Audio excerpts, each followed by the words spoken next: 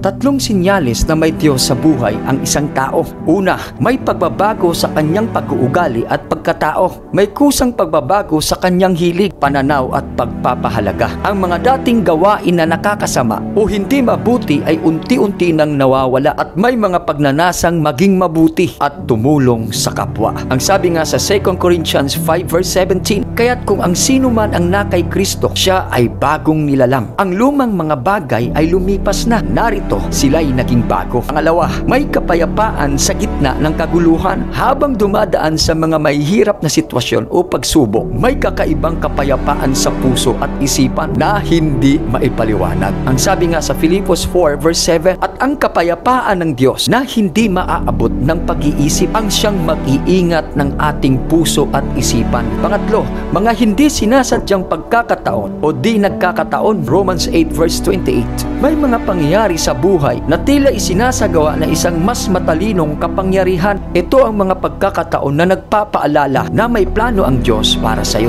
Kahit na sa sandaling hindi mo ito agad nakikita. Ang mga senyalis na ito ay hindi laging dramatic o kaya kamangha-mangha. Madalas ito ay marahan at personal na karanasan. Kapatid, mararanasan mo lang ang mga ito kung totoong tinanggap mo na ang ating Panginoong Hesukristo.